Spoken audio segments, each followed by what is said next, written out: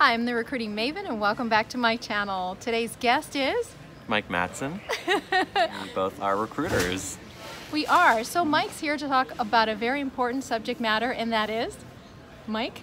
Marijuana and drug tests in the onboarding environment. Yeah, so tell us all about that, Mike. Well, obviously in the United States, marijuana is still federally illegal. It'll show up in your drug test and it'll prevent you from employment.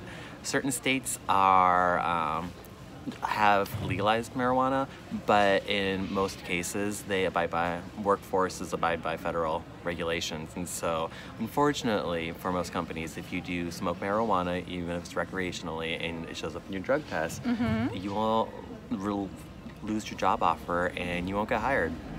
Wow.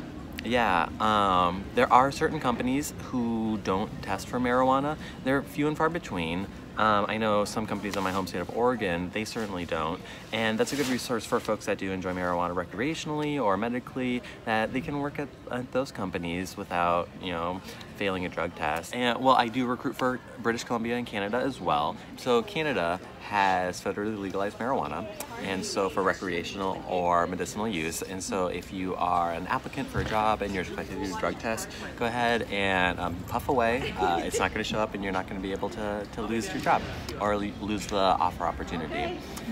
And for every company I've worked for, we've always done a urinalysis test, so you've been in a cup. I've only worked for one company. It was a retail front, and they swabbed my cheek, but it'll stay in your system depending on what test you do. I've heard. Yeah. Wouldn't know. Wouldn't know. But I've heard. So. And? What is the most common use or most common test? Yeah. By far, urinalysis is the most common test I've ever encountered. Every company I've worked for has done a urinalysis except for one. It was a swab test. Took some cells out of my cheek and told me I was good to go. So, yeah. Do they have those electronic now as well? I'm not sure. So you can pee in the cup, and the information, you actually put it on top like of a, I don't know, it looks like a little scale.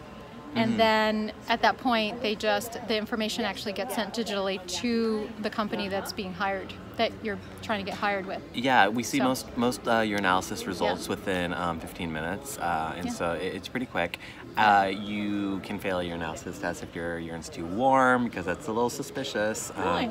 Yeah, because it has to be your body temperature. If it's above your body temperature, either you have a fever or you've been warming somebody else's up, and you're not gonna pass. Yeah. Oh. And so just so you know, we're at the airport, so there's a lot of people around. Yeah. So. Yep. But Mike's leaving, so I figure, he's the expert. Yeah. Anyway. Onboarding expert. Onboarding. Oh yeah, he's an onboarding expert too. Sure. Yeah. I got rejected by TSA, so I had to go walk the longer line, but he got through just fine. So that's right. Yeah, I had to take off my shoes and everything else, and he was like 10 miles away from me. Hanging out, waiting. Yeah, got my bottle of water. Sure. I was a little parched. Can't be parched for a video. That's YouTubing no. No, we checked the makeup. Yeah. His makeup. Like that. Yeah, beautiful, clocked, contoured, impeccable. So anything else? Any last words, Mike? Any last words?